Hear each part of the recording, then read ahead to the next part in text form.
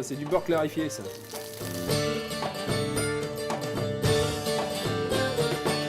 Cognac, Torsten.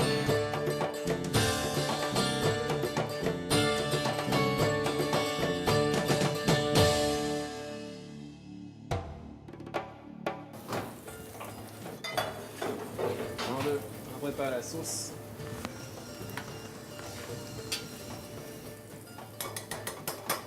Magdalena Ninch Spina, Batalami.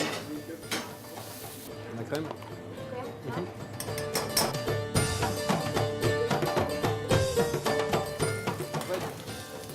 fait, c'est une viande qu'on ne doit pas cuire longtemps. Hein. C'est conseillé à être bleu, ça. Et il ne faut pas piquer l'intérieur de la viande parce que sinon ça fait ressortir le sang. Hein.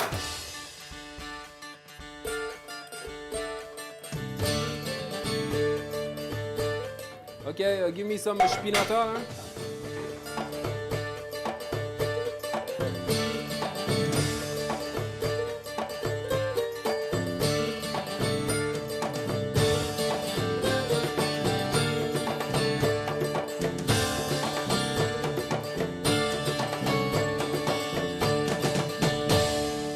This is the bœuf de Kobe. Donc, on va pas mettre de sauce avec pour pas masquer le goût du Kobe. Donc, c'est le client simplement qui va rajouter en fonction de s'il veut mettre de la sauce ou pas. C'est bon, vu que le Kobe c'est une viande qui est très rare et très chère, donc on va pas dénaturer son goût, c'est en fonction du client. Donc, bœuf de Kobe, façon donc l'origine du bœuf de Kobe, son origine remonte donc au Japon. C'est un bœuf qui est massé, donc massé tous les jours, qui est chouchouté, qui est dans des beaux pâturages et à la fin donc, de sa vie, on va l'élever donc avec de la bière aussi. Et donc sa rareté en fait donc une pièce qui est très chère.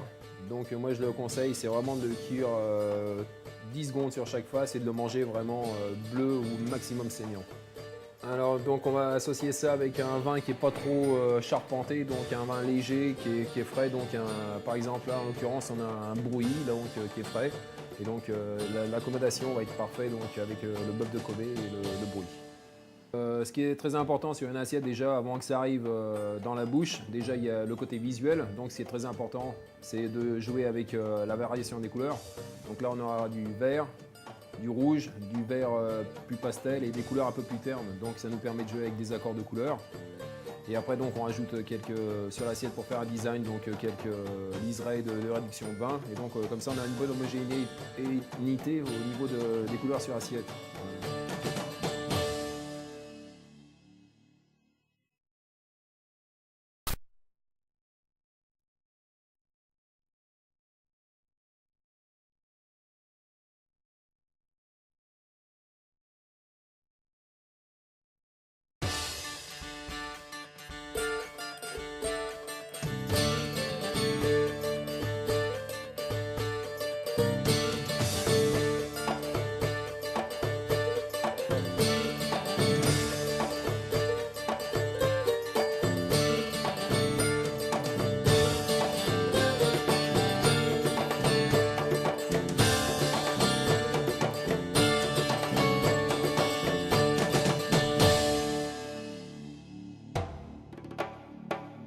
Et ben donc on est livré 2 fois par semaine avec du poisson en extra frais, ça c'est en provenance de Rungis. Donc un turbo, calquant en roumain. Donc on va vérifier son état de fraîcheur, on va regarder les ouïes. Hein. Donc les ouïes bien rouges, l'œil qui n'est pas vitreux. Donc là il faut bien absolument que ça soit bien rouge, hein, si c'est pas correct en haut. Voilà, ça c'est les ingrédients dont on va utiliser pour la bouillabaisse. Du congre. Une belle pièce de congre. Du rouget barbet. Donc on l'appelle barbet parce qu'il a une barbe.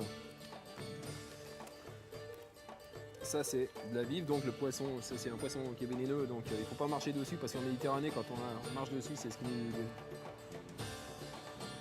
Voilà. Bon. Donc ça c'est tous des poissons de roche pour faire la soupe de poisson qu'on fait à l'héritage, donc la bouillabaisse. Hein. Ça, une belle pièce de bar donc. Du bar sauvage, hein, pêché à la ligne.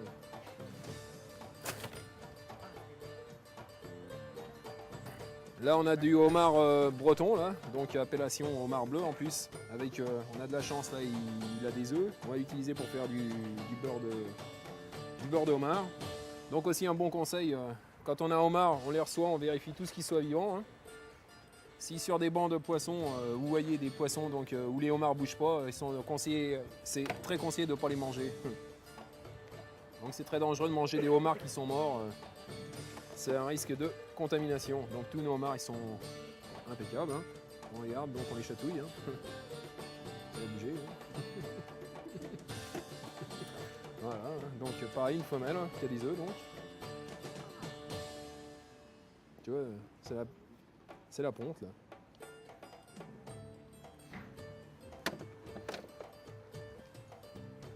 Donc nos rougets pour mettre dans la soupe de poisson aussi.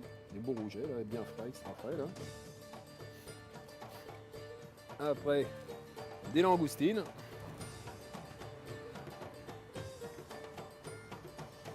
On vérifie qu'elles ne sentent pas l'ammoniac. Hein.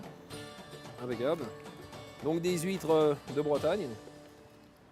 Voilà, des belles huîtres de Bretagne. Et des huîtres d'Oléron. Voilà.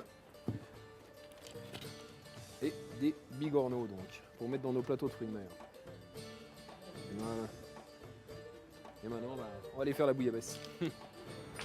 En cuisine.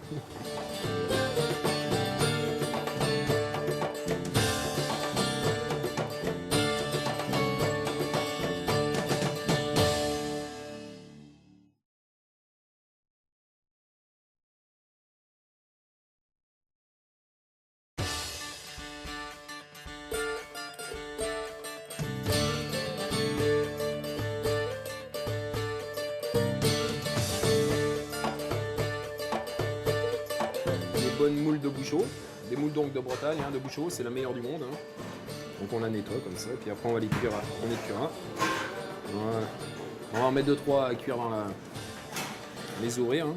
Voilà. Soupe de poisson de roche. Et là c'est la garniture qu'on va mettre donc sur l'assiette qu'on va faire pocher maintenant à la minute. Donc on va commencer par les plus gros poissons qui mettent plus de temps à cuire. Voilà. On va faire ouvrir nos moules de bouchot. Donc on met de la rouille et on va faire une émulsion avec l'huile d'olive. On va mettre nos derniers poissons donc à pocher. 1 minute. Donc nous allons parler maintenant de la soupe de poisson de roche façon bouillabaisse. Donc pour faire cette soupe de poisson, on utilise à peu près minimum 8 poissons, 7-8 poissons, donc vous avez eu auparavant les poissons qu'on a reçus. Donc il faut du poisson de petite pêche ou du poisson de roche, à savoir du congre, du loup de mer, du rouget, de la rascasse, de la vive, de la dorade. Et aussi donc après des moules, des gambas. Donc c'est un poisson qu'on va détailler, qu'on va lever les filets. On va les cuire, on va les faire revenir à la poêle, bien les marquer, les colorer. Après ça, on va rajouter du fenouil, des oignons, des carottes, de la tomate. Et on va continuer de cuire ça très longtemps. Après, nous allons passer, quand le mélange est homogène, nous allons le passer avec un tamis très fin, de façon à utiliser que la texture du légume et de la chair de poisson. On rajoute aucun liant comme de la pomme de terre ou de la fécule. Et après, donc on va assaisonner, on va rajouter aussi du pernod dedans, ou du pastis pour nous en France qui est plus connu, et de l'étoile d'anis, et de donner ce côté goût anisé. Donc après, on va accompagner ça, la bouillabaisse, avec des croûtons frottés à l'ail, de la baguette frottée à l'ail, et donc une rouille. Donc la rouille, c'est un mélange de jaune d'œuf, de pommes de terre, monté avec de l'huile d'olive et de l'huile de pépins de raisin, et donc jusqu'à obtenir une pâte homogène. Avec de l'ail bien sûr dedans. C'est une aioli un peu plus colorée, donc avec du concentré de tomate. Et avec ça, je vous recommande donc un bon petit vin blanc roumain qui fera comme un chardonnay ou un vin très léger en fait, qui fera très bien l'affaire.